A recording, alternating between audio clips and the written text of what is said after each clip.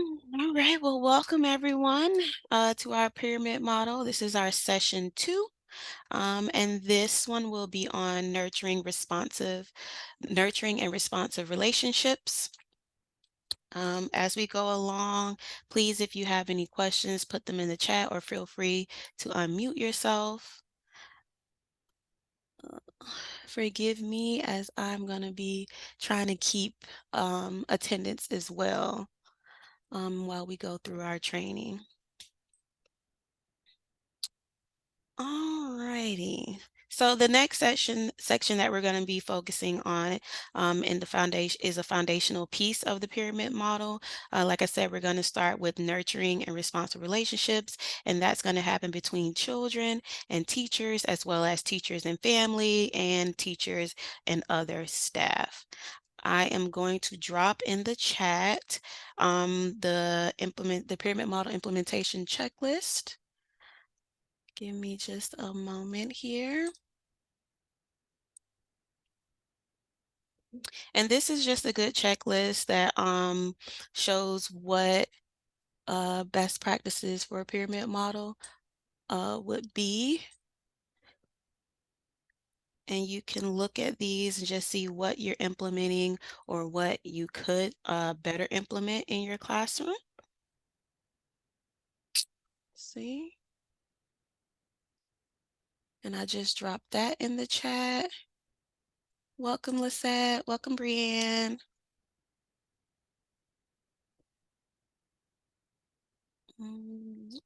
See?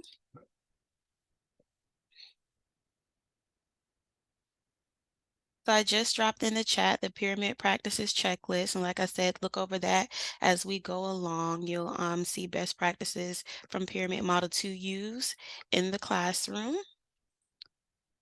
Okay, I'm moving forward. So nurturing responsive relationships are part of the foundation of pyramid, and it's all about how we interact with children and adults and support their social emotional development. So children learn from us that we care for their needs and care about their families, and we want them to learn and grow.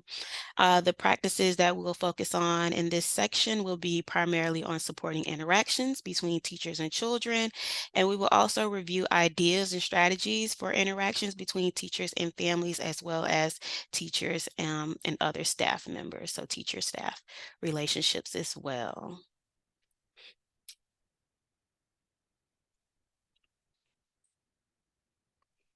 All right, partnering with families is foundational to all we do with implementation of the pyramid model. This section focuses on nurturing relationships, which include families. And during each practice, we will be sharing specific ideas as well as resources of how to partner with families and support their use of the pyramid model at home. So as we go through this, take a look at that pyramid model checklist that I dropped in the chat. If you were unable to get it, please let me know. If you have questions as we go along, please unmute yourself. Feel free to ask or drop those questions in the chat. And I'm going to do my best to keep an eye on the chat as we go through this training. Do we have any questions so far?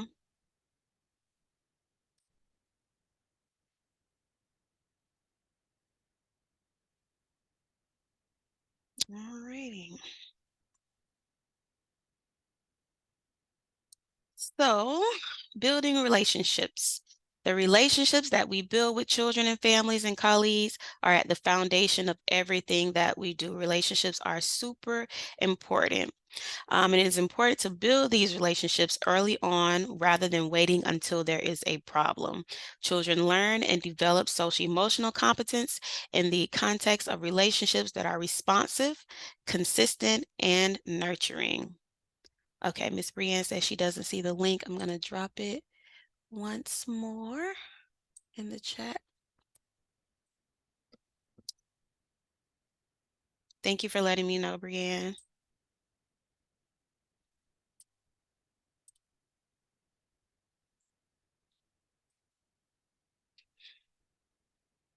Okay. So yes, all learning occurs within the context of nurturing responsive relationship. And this occurs between the practitioner and the family, and also between the family and the child. And a secure and trusting relationship helps families and children feel comfortable enough to explore and learn new strategies and skills in the classroom. Oh, my pleasure, Brianne. Glad you got it. Um, and then in the absence of these relationships, it can make it difficult for real learning to occur. Can anyone tell me why it is important to build these relationships with families early on rather than just waiting until there is a problem? Well, I would say that by having that relationship, if there is a problem, the parents already know that you genuinely care about their child and that you're not just picking on them, so to say. Yes, definitely, definitely, yes. You've already built that relationship, yes. So when there is a problem, they're not like, "Oh, you're just coming to me because there is a problem," but you've already built that relationship. Yes, Lisette says to gain their trust. Definitely, we want to build that trust with our families from the get-go. Thank you, guys. Yes, and family engagement is very, very important. Thank you. Let me see. Establish trust. Thank you, Heather. Wonderful. Thank you guys so much for your feedback. Okay, so now we're going to get into building relationships with children. That's what our next few slides will be about. So here we have the benefits of building relationships. So very much so the why we want to build those relationships with children. And each square on this slide describes the benefits of building relationships with children. When teachers focus on building strong relationships with children, it not only helps them feel accepted in the classroom community, but it assists them in learning to communicate and connect with others. While the context of nurturing relationships feelings of empathy and mutual respect are encouraged. Having these relationships provides a safe and supportive environment and teaches children acceptable behaviors and also a place to practice these both as an individual and as a group.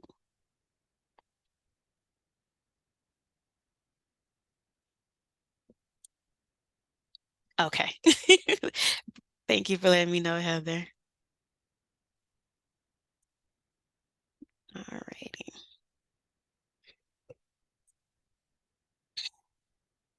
The kids who need the most love will ask for it in the most unloving ways. I think some of you can find this to be true. Sometimes children don't know how to use their words to express themselves. But another critical aspect to consider when building relationships with children is that this needs to happen with every child in the classroom. Oftentimes, teachers may struggle to connect with children engaging in challenging behaviors. We can find it sometimes to love on them, but we know that they really need it. And children with the most challenging behaviors especially need these relationships.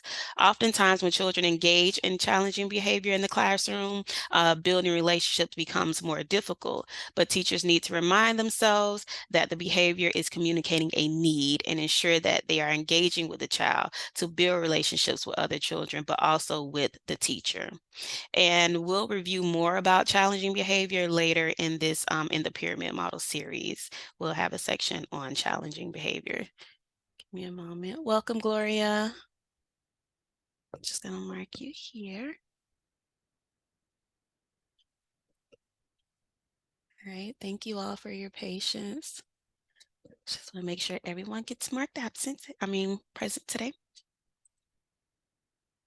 Does anyone have anything they like to say about building those relationships with children who may display a lot of challenging behaviors? Why you feel it's important?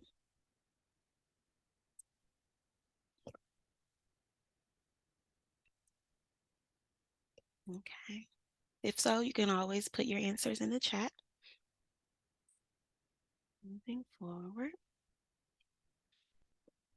So, teachers' time and attention is very important to children. We all know children love our attention, and we do spend a lot of time with them. So, we need to reflect on when and under what circumstances we are providing this attention. And this should be occurring at times other than when the child is displaying those challenging behaviors. We review ways that adults can increase the amount of positive attention provided to children later in this section as well.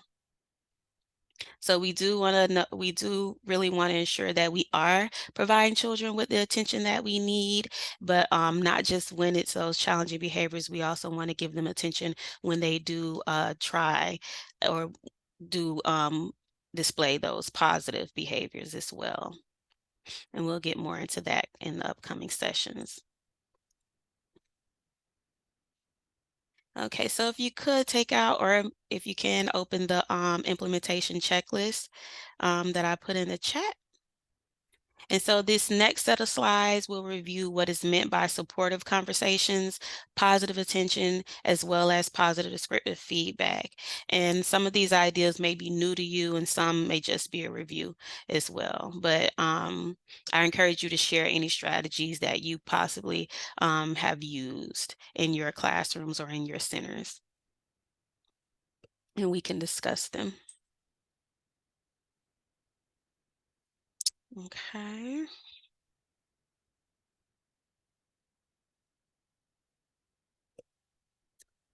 The bullets on this slide reviews examples of positive adult-child interactions to consider in the classroom.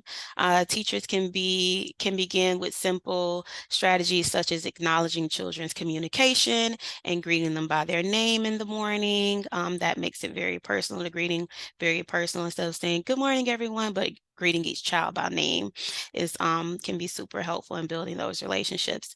Also, during the day, teachers should engage in one-to-one interactions on the children's level and use pleasant and a calm tone of voice.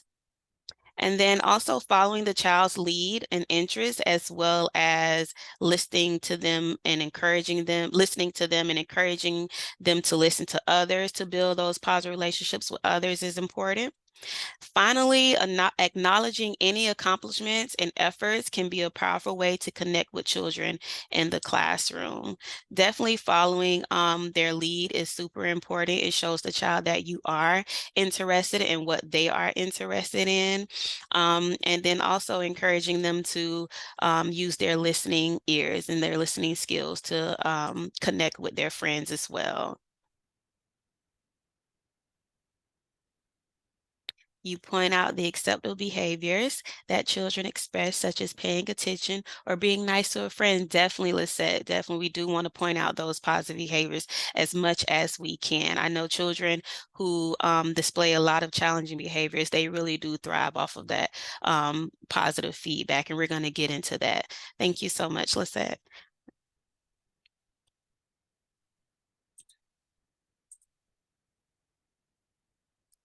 All righty, so we are going to watch a little video, and this is just a short clip of a teacher joining in play with a child. And as we watch this clip, I want you to pay attention to some things that the teacher does to positively engage with the child. Okay, give me just a moment as I pull that up.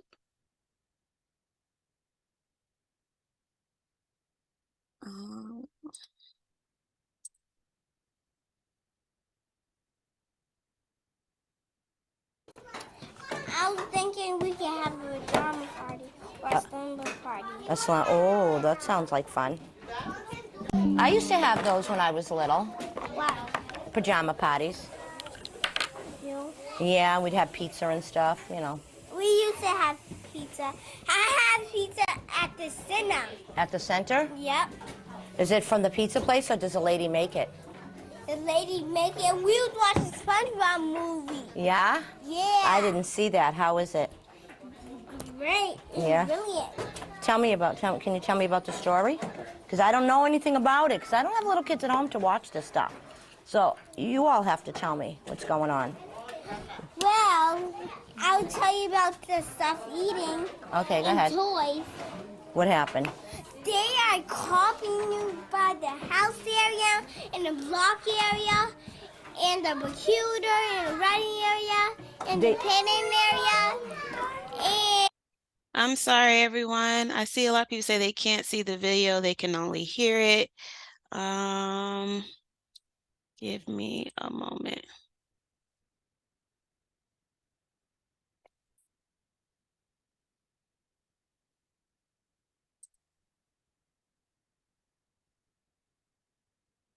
Mm.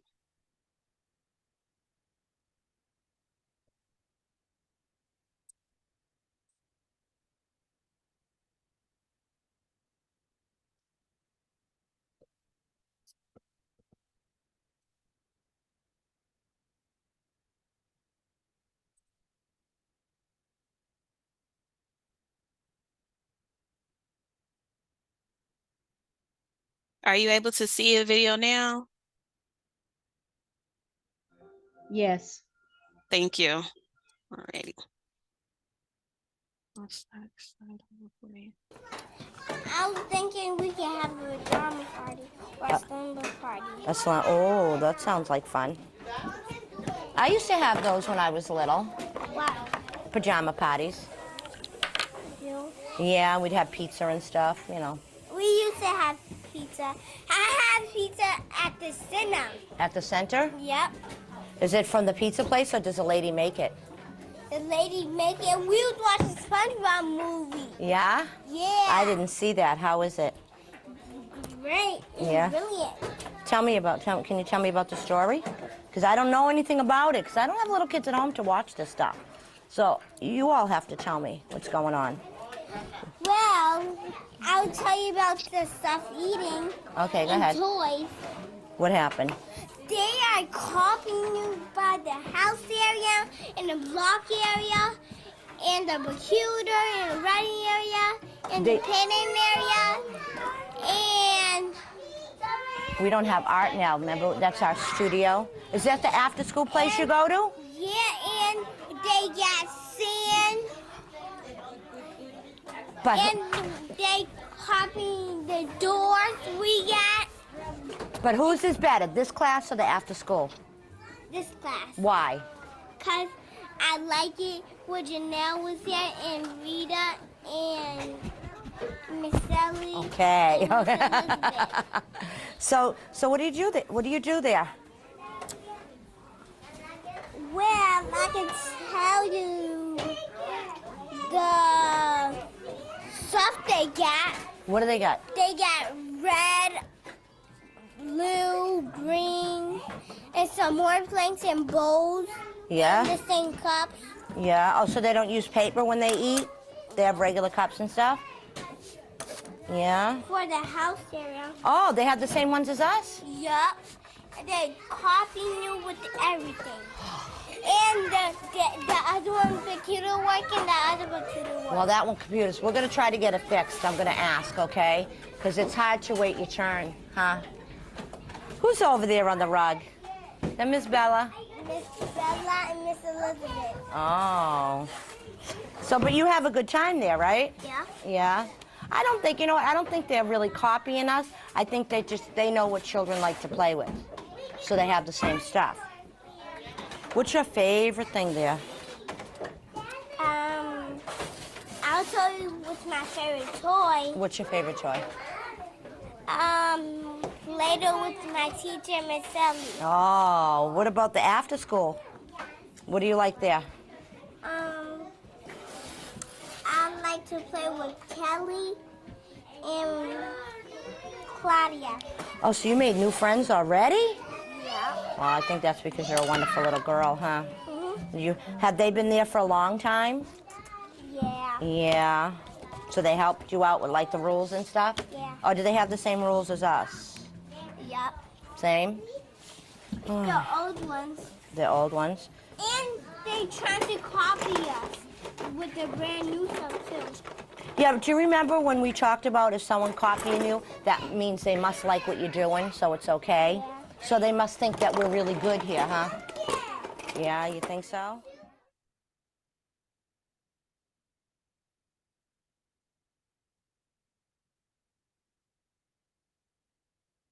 All right. So after watching that video, let's discuss some things that that teacher did to build positive relationship with that child.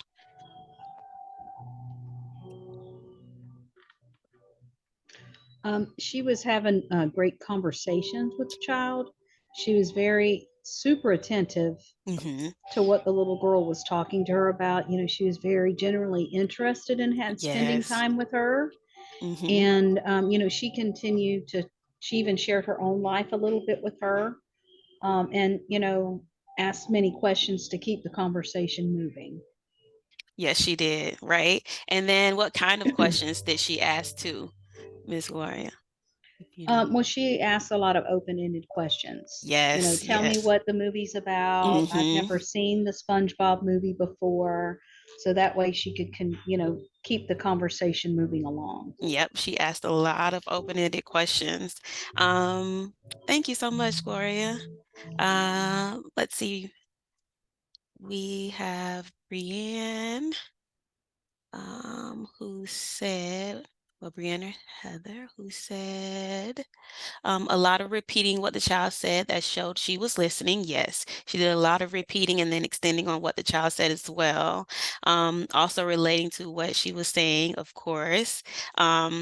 And she kept up with the changing topics. Yes, so she definitely followed the child's lead as she went along. Whatever she wanted to talk about, she was able to conversate with her and talk about that. So she followed her lead a lot. And she also had that matched effect. So when the child was excited, she was excited. So her facial expression showed that she was definitely genuinely interested as well. And then it looks like they had a really good one-on-one conversation. Thank you guys so much. Are you guys seeing my PowerPoint screen now? Yes. Wonderful. Thank you. All right. Well, thank you guys so much for engaging. I appreciate that feedback. Okay. So moving along, supportive conversations begin with engaging conversations with every child and also expanding from there. In the previous clip we watched, we saw the teacher engage in extended conversation with the child. She could have stopped the interaction after 1 or 2 questions, but she carefully listened to the child and she offered comments and ideas as well that extended the conversation and included the child's interests. And so teachers can model how to do this for other children and then support the child in the skills needed to have conversations with other children. So we could think about considering the opportunities that play presents, where teachers can begin by joining in play, starting with engaging in conversation with the children, where the children are able to take the lead, and then use this opportunity to also expand the children's interactions with other children. And this might occur by bridging these interactions by encouraging back and forth dialogue between the children. Providing that positive feedback is also important, so we can provide positive feedback in response to their interaction and encouraging them to continue these positive interactions, just like Ms. Lisette was saying earlier, give them that positive feedback to encourage those positive behaviors. Does anyone have any questions, or is there anything anyone would like to add?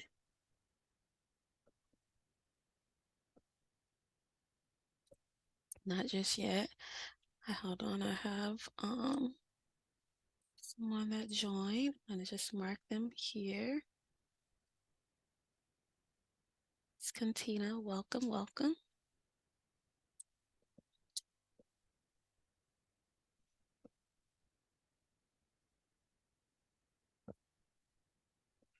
All right, and then moving forward.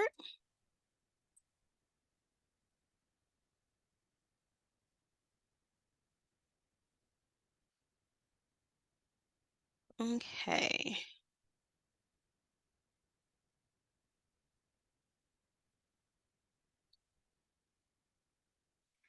So, a fun way to remind ourselves to follow children's lead in conversations is to, in conversations play is to follow the CAR, C-A-R. And what that means is comment on what the child is doing or what the child is saying, and also wait. We have to remember to provide at least 5-second wait time. So because young children need time to formulate a response, and their response might not always be verbal. It might be a sound or a movement or a play action. But we want to make sure we do provide that wait time and also comment. Also, we want to ask questions and wait. Again, do not fill in that blank space, just allow for children to respond. And then R, we want to respond by adding a little more and then wait again. So that wait time is very important. Language expansion is a great conversational tool. If the child mentioned going for a walk with his family, you might respond saying, "Oh, wow, I went for a walk last night too. It was so fun." And then wait to see if the child responds or what the child responds with. And you'll be sure to get this resource as well in the follow-up email. I'm actually going to see if I can drop it in the chat for you. There it is. Let's see.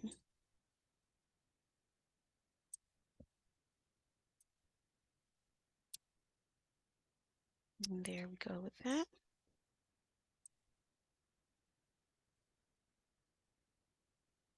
All right, so we're going to watch another video. This one's a little bit short. It's about 1 minute and 20 seconds. And in this video, there's a teacher who is at center time and she's engaging with 3 children. So watch for this teacher and how she has engaging conversations with the children, and also listen for those conversations between the children. All righty.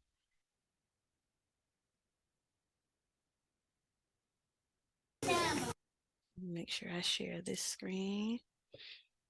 And please let me know if you're unable to see it.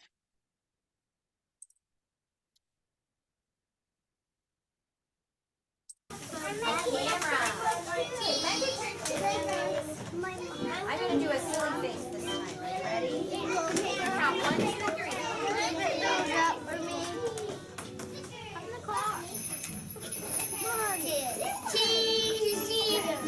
Okay. Now what face should I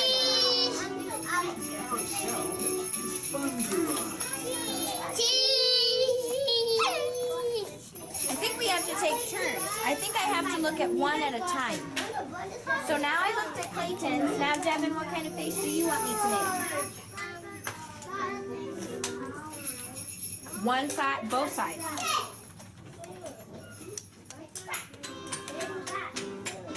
Good work. Marcellus, what kind of face should I make for your camera?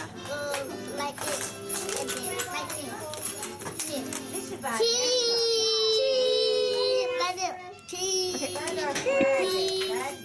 Was that good?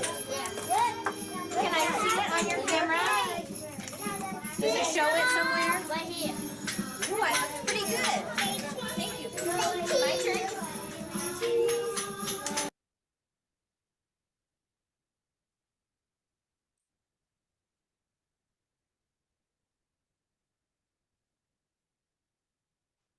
All right.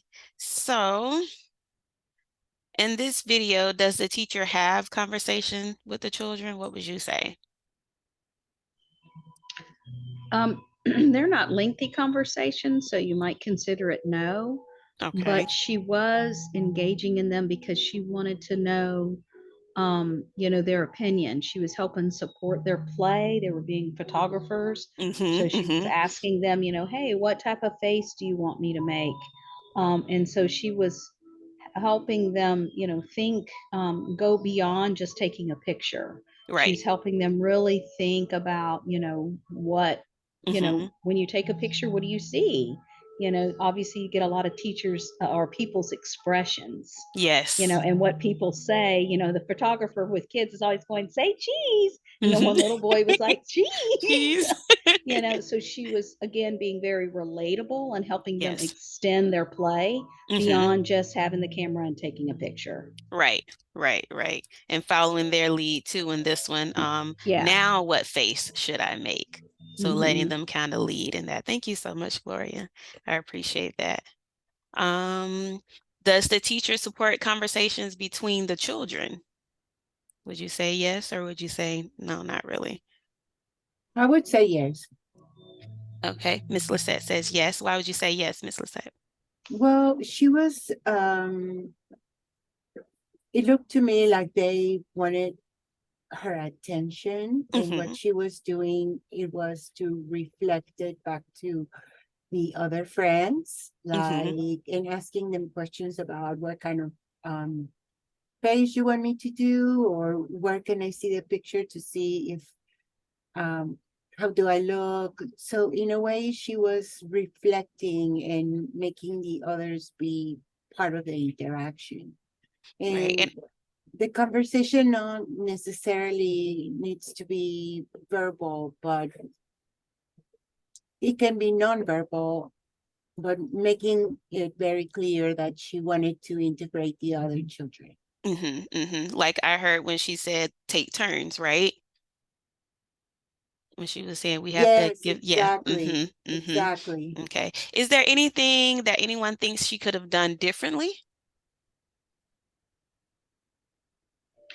Perhaps she could have encouraged the children to take pictures of each other, or maybe even other children in the classroom, and get their opinions on what type of facial expressions they would like Yeah. their picture to be. I think that would have continued the play and helped support conversation. Yep, I like that idea. I like that idea. Right, thank you. Does anyone else have any ideas or any comments they'd like to make about this video? Okay. Well, then we will move forward. Everyone can now see my PowerPoint screen, correct? Yes. Beautiful. Thank you so much. All righty. So now we're going to get into using positive descriptive feedback and encouragement. Positive descriptive feedback is a very, very powerful practice. It is embedded in every practice that we do. So you will see more reference to positive descriptive feedback throughout this training series. And so here we have the 4 principles when using positive descriptive feedback to ensure that it is effective as much as possible. So positive descriptive feedback always follows positive behavior. We always give that feedback, positive feedback on positive behavior. And when giving that positive descriptive feedback, we want to make sure we be as descriptive as possible about what we see the children doing. So you can reference these 3 examples pointing out that they are descriptive. So say exactly what you see. We want to demonstrate we want to use conveyed enthusiasm. So make sure that we're not just saying, oh, good job, you put your plate away, but oh my goodness, you're sitting so nice and quietly. You're showing me that you are ready for circle time. Thank you so much. So make sure we have that enthusiasm and really celebrate children displaying those positive behaviors or even the effort in trying. So we really want to make sure it's also contingent on effort as well. And so we don't need to wait until they have perfected the skill necessarily, but we can offer that praise on successful approximations. And oftentimes as teachers, we think that we are providing high level of positive descriptive feedback, but we need to monitor our behavior and make sure that children with challenging behaviors receive very high doses of encouragement and positive descriptive feedback. Because sometimes we can, when they do display those challenging behaviors, we can tell them, oh, remember to use your walking feet. Oh, try to do this. Oh, do that. But if we switch it around and kind of make it more positive descriptive feedback, I know you can use your walking feet. And then when we see them do it, really celebrate them doing it. Is there anything anyone wants to ask, or any comments anyone has about positive descriptive feedback?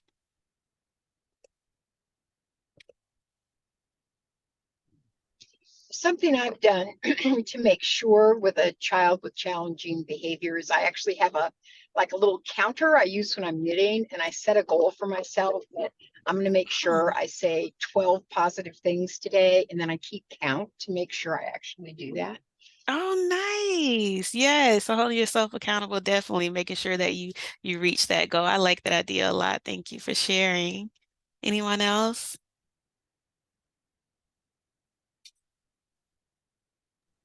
In my room, we have a kindness coin. So when Ooh. children are, caught making good choices, that's part of being kind in the classroom. It could be Mm-hmm. helping a friend or just following directions. Yes. We make a really big deal out of it, and they get to put a coin in the jar. And then when the jar is full, we celebrate everybody and we have a big kindness party. Nice. I love that. I love that. So everyone gets to celebrate together.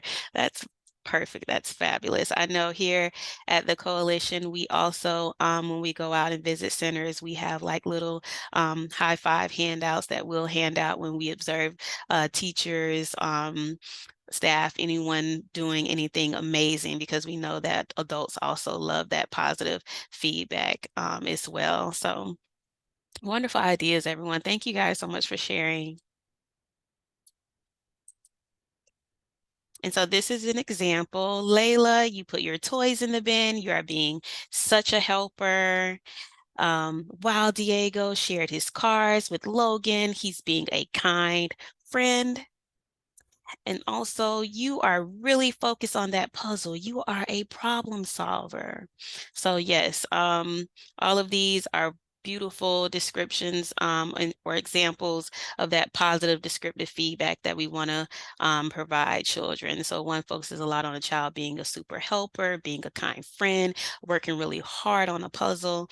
All of these are wonderful, wonderful examples that we can incorporate in our classrooms.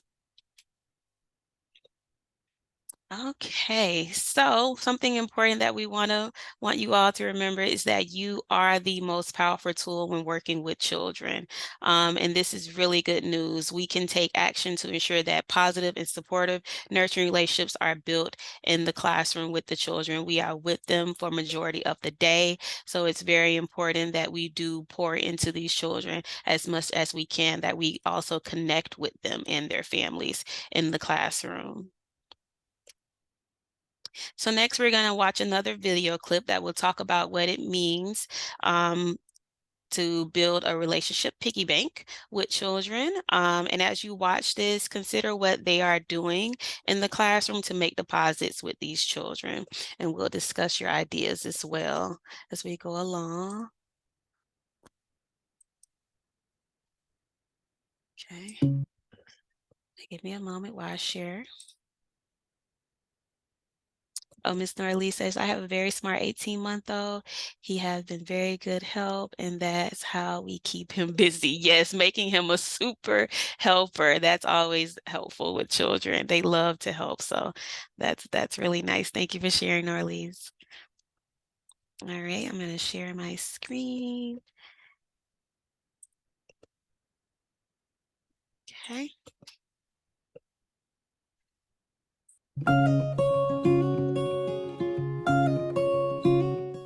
One of the best metaphors there is for a relationship with somebody, a positive relationship, if you will, is that of a piggy bank. Now, many people have used this metaphor, and you've probably heard it yourself. But if you think about it, who you have a positive relationship with in your life, it was because there were many, many, many small positive interactions over time. You can think about those as like coins in your piggy bank, little deposits that were made, right, over time. You had a fun interaction, you had a fun conversation, you shared a fun moment. All of those things build up this positive piggy bank, a positive relationship between you and that person. And if you think about it, that piggy bank's probably pretty full with the people that you are closest to. And when something happens in that relationship, maybe they didn't call you back when you called them, or maybe they said something that kind of hurt your feelings, or maybe they asked you to do something that was really challenging for you, like meet them for exercise or something like that. Well, your relationship has enough deposits in there that those little withdrawals, if you will, are going to be okay, right? Your relationship's going to be okay because it's so full, and that you know that there will be positive interactions to refill it. Well, let's think about that child with challenging behavior. How full is their piggy bank? Have you made small interactions or deposits with them over time? Is there a lot to draw upon when you do have to ask them to do something that's challenging, like maybe sit quietly during a circle time, or stop their impulse to talk and instead raise a quiet hand, or cut on a straight line, like those types of things that they might find challenging if there are not positive kind of deposits in their bank account. We're, as I say, writing blank checks or bad checks for them. So we want to make sure that we're building positive relationships with children. And so again, thinking about that piggy bank as a metaphor, let's think about small things that we can do every day with a child that start acting as deposits in that bank account. So let me give you some examples of things that I used to do as a teacher and that I've seen some other great teachers do with their children. So a great one is empathy, just sharing a moment with the child. So, I see this happen a lot in classrooms where you just say, oh, are you feeling kind of tired today? I was feeling like that yesterday. What could we do to get some more energy, right? So that just moment of like, hey, I see you, I recognize you're having a hard day, or I recognize you're really excited. I'm going to empathize with you for a moment. That's a great deposit. Now, the next one is kind of akin to that, and that's just giving a child time and attention. But remember, if it's a child who engages in behavior that pushes your hot buttons, you're going to have to be really intentional about this. You're going to have a little reminder to yourself of like, oh yeah, I need to make sure that I'm giving Sally that time and attention today. Now, let me just remind you that this is time and attention when the child's engaged in appropriate behavior. We don't want to be reinforcing the challenging behavior, and so don't let that challenging behavior be the moment that reminds you that, oh yeah, I need to give them time and attention. But instead, just think about it like the moment they get dropped off from their parents is to say like, oh, I just want to spend a little bit of time with you. Where would you like to go? Which learning center? Or maybe it's choice time. Whatever it is that you can find, make sure that you give some regular time and attention to that child when they're engaged in appropriate behavior. All right, another favorite one of mine, and one that makes a huge impact, is engaging in play with a child. Now, I have to tell you a little bit about a special kind of play. So some of us as teachers somehow along the lines got taught that when we're engaging in play with young children, we should really just ask them a lot of questions, right? So imagine me in the block corner, and maybe there's some farm animals, and if I was engaging in kind of the old type of play that I used to do, it would maybe be something like this. Maybe the child has a little cow that they're playing with, and I would say things like, oh, what color is that cow? And do you know what a baby cow is called? And what do you think cow starts with? See, that's right. And do you know what a cow makes? And how does a cow sound, right? And so pretty soon a child gets pretty turned off because we call that being caught in a command storm. So let me talk about play that's more of a deposit for a child. That's play where we totally let them lead. I follow that child, and all I'm going to do is actually what I call kind of the sports commentator type of play. I'm just going to do a running narration of what that child is doing. So if we went back to that moment and play, and I did it a different way, it might be something like this. Ooh, you have a cow. That is a black and white spotted cow. Ooh, that cow is walking. That cow's walking on the blocks. Oh, now that cow is jumping. Oh my gosh, I've never seen a cow jump that high. I wonder where that cow's going to go next. Now that type of play is a big deposit, because imagine if you're that child, you are doing something so amazingly important that your teacher is giving a play-by-play and you're in the lead, right? So imagine the child is completely in control of that play situation, if you will, or at least that's how it feels to them. Well, that type of play is a huge deposit. And not only is it a huge deposit in terms of that social emotional relationship, it's a great language builder too. We don't build language by asking children questions. We build language by giving them language, and there's lots of language that you can give there.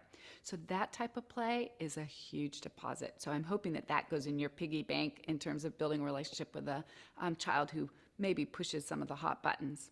Let me talk about a few other ideas. So one is sharing. Asking children to share things about their life.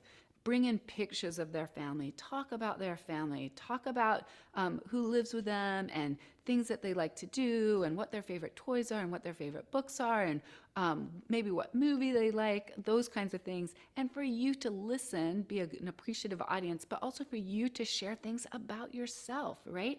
Because in a relationship, there's like both, it's reciprocal. You're both sharing and you're both listening. And so when you're sharing things about yourself, that signals to the child that you trust them and that they really want to know more about you and that you're willing to share about yourself. It's a great way to build a deposit.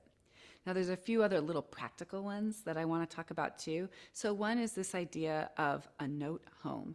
And I know that sounds pretty simple, but let's think about a child that experiences challenging behavior. Even as early as preschool, children maybe have already received some notes home that say things like, can you talk to your child about whatever, or you need to know that your child did this, and it tends to be negative. That's not what I'm talking about. That's definitely not a deposit. Let's talk about a deposit, a piggy bank deposit note home. Those are the kind of notes home that say things like, oh my goodness, let me tell you about how friendly so-and-so was. I have to tell you what a great job they did listening today at circle time. Oh my goodness, we were learning a new finger play and they were the first ones to master it. So you can send notes home that have a positive flavor to them. And that has kind of a double impact, because just as important as it is to build that positive relationship with a child and be thinking about all the piggy bank deposits that we can make, we need to build that same relationship with families. And a note home is a great way to do that, because not only does the child get this great positive recognition, but there is no better deposit to be made with a family than to compliment their child, right? And maybe even say something like, I just have to tell you that so-and-so had great manners today. They must be learning this at home, or you must be doing a great job at home with that. So giving the parent a nice deposit in their piggy bank as well. Those notes home can do that double duty for you. And remember, you need to build those positive relationships, make a lot of deposits for those parents. There might be times that you need to ask a parent to come in and talk about a child's behavior, but that's going to go over so much more smoothly when you have built a lot of deposits, when that parent comes to see you as somebody who is supporting their child, who has a positive relationship with their child, and who wants their child to be successful. So hopefully I've got some ideas flowing in your head, probably things you're already doing, but I know you're doing a lot more and can think of a lot more ideas for how to make those little small deposits of positive interactions with a child, especially thinking about a child who might be pushing your hot buttons. So I want you to take a few moments and fill in some coins on a piggy bank with some different ideas of what you can do to build those positive relationships.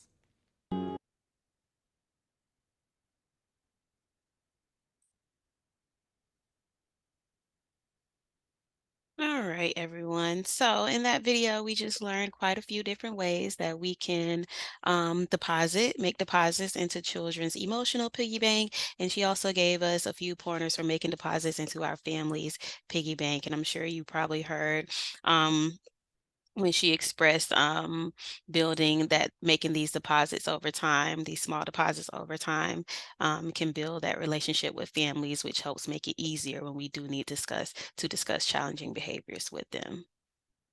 All righty. Does anyone have any questions about what we watched? I see Mrs. said an idea is a letter exchange with children. That is a really good idea, Mrs. Set. Thank you for sharing that. All right. So this slide just builds off of making deposits and having an emotional bank account or an emotional savings with children. And these are just positive moments that we have with the children and families and other staff. And remember that we can make deposits with children, families, and other staff at any time of the day. We can think of collecting these deposits into a bank account or a piggy bank for those times when we face challenging times or challenging behaviors. So one goal is to ensure that we're making more deposits than withdrawals.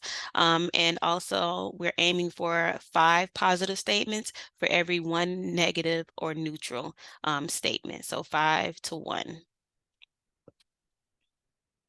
And these are just examples of ways teachers can make deposits with children. Some of these you may notice you may actually use, but when we form those relationships, we are making deposits all day, every day. And this is not an exhaustive list for you to just use consistently, but does serve as a way to make connections that are things that can be done. They are just things that can be done throughout the day. And when we reference withdrawals, we are referring to things like saying no, don't stop to children, or using a loud voice, or making an intimidating request. So in our classrooms, we want to strive to build up our deposits and reduce our withdrawals in order to develop those true nurturing relationships with children. So like we said, that's that 5 to 1, 5 positive statements, 5 deposits to each withdrawal. So a healthy relationship with a child may be impacted if they only heard withdrawals each day. How do you think that that may actually impact a child if they only heard withdrawals all day? They would develop a low self-esteem, low self-esteem. And that could lead to depression, later on in life. They may think that they're just failures, can never do anything right. Right. Yeah, it's just not good. How do you think that that would affect the relationship between the child and the teacher if all the child heard all day was no, stop, don't, or yelling at them? How do Um, you? yeah, I don't think the child would really even want to go to school. I I think the know. child would be crying at home, asking their mom and dad, please don't send me. I don't like Mm-hmm. school. So I don't think it would even set up a positive,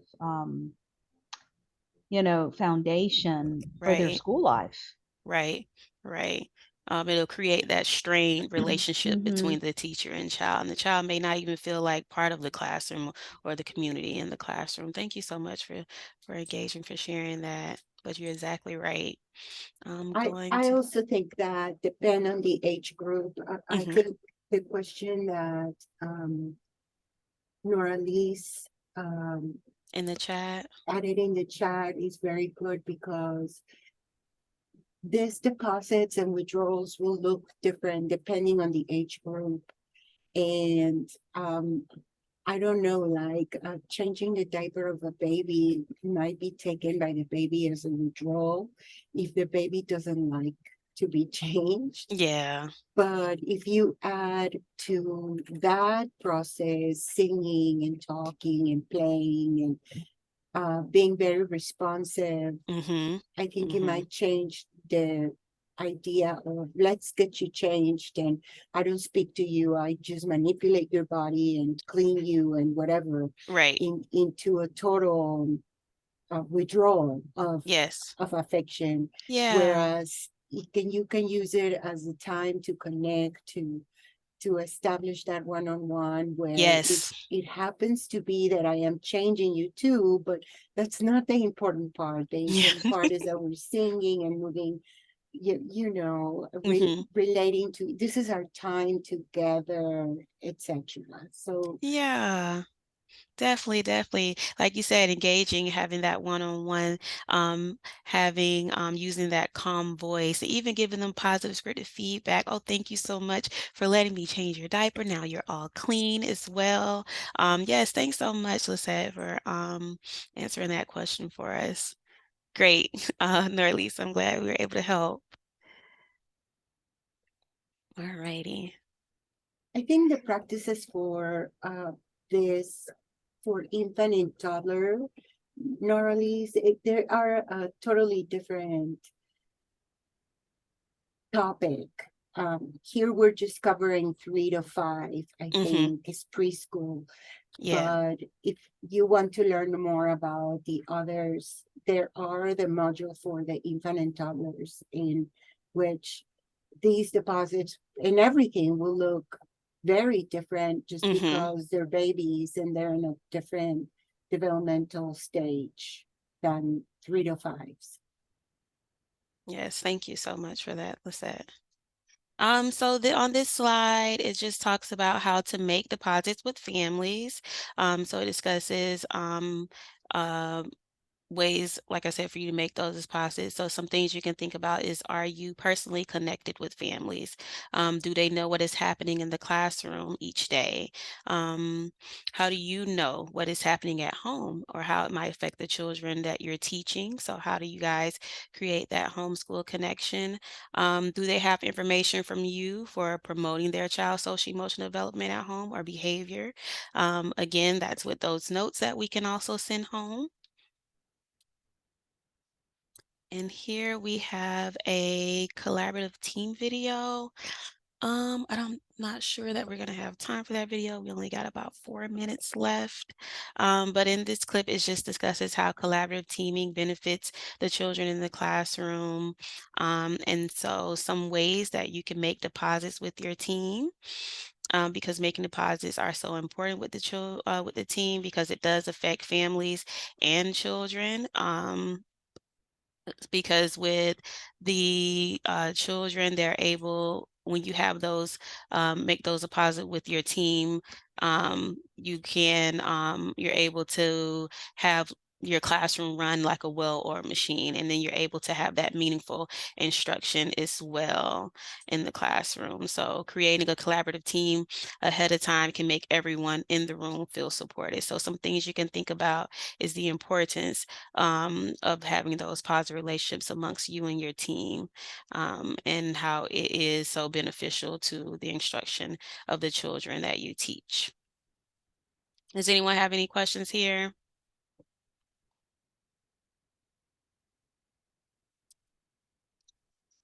So something that I want you guys to think about is how you can make deposits and with the children that you teach, the families of those children, and also if you have a team member or just people with the staff, think about some ways that you can make deposits to them as well. And we want to try to aim for maybe 3 deposits. So whether that's 1 for each child and then 1 for a family and then 1 for your team. I want you to practice that as well.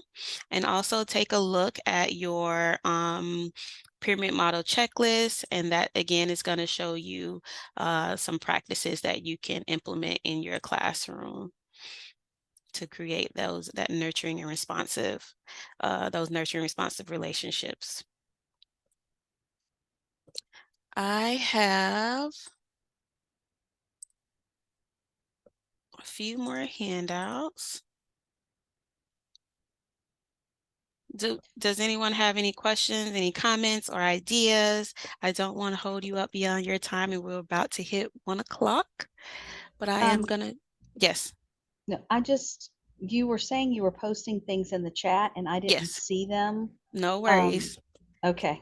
I can post them all again here as well. I'm also going to post in the chat the evaluation for this training so that you can get your in-service hour for attending today as well. Okay. And then a follow-up email will also be sent, and it's going to include those resources as well. Okay, that would be great. Yes. Yes. I really enjoyed this. Thank you for taking the time. I know Yes, of Lizette course. thanked you. I think it's great. Especially about like the piggy bank idea. I think that's a really good way for us to remember, to include everybody. Um, as well as the parents. I know for my team Yes. members, I'm always trying to compliment them and make them feel a part of the classroom, to feel important. Yes. Because they are needed. Even if their title might be assistant, but they are teachers, they Yes, of are teaching course. assistants. And without them, we certainly couldn't be successful with the children in the Right, classroom. definitely. Because So, they help make that classroom run as yeah, well. They're in there, they're building those relationships with children as well. Thank you so yeah. much, Gloria. I Uh, appreciate you commenting. well, thank you. I have another Yes. meeting at 1:15, so Yes. everyone have a wonderful weekend. You do the same. Thank you for attending. Thank you for joining us. Thank you. Okay. Uh, let's see if I can drop them all at once again here in the chat. Thank you, Cantina.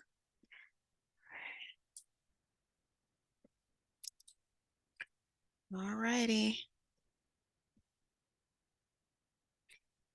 So in the chat, I dropped the pyramid checklist, the implementation checklist. I also put in the engaging conversation, so follow the car. I put in a handout about positive descriptive feedback, as well as the emotional piggy bank handout, and then the classroom collaboration work style handout. That's a good handout used for building that teamwork style within the classrooms. Thank you all so much for joining us today. I really appreciate you all and all of your engagement. I wish we could have went a little bit more deeper, but maybe next time. And we hope to see you next time for session 3. Thank you Thank you, so Holly. much, Shai. Yes, thank you, Lisette. I appreciate you joining us today. Thank No you for all of your problem. input as well. Thank you. I'll stay on for a minute or two, so if anyone does have any lingering questions. Yes, I have a question. If there is 2 on one Zoom meet, Go ahead. how do we do the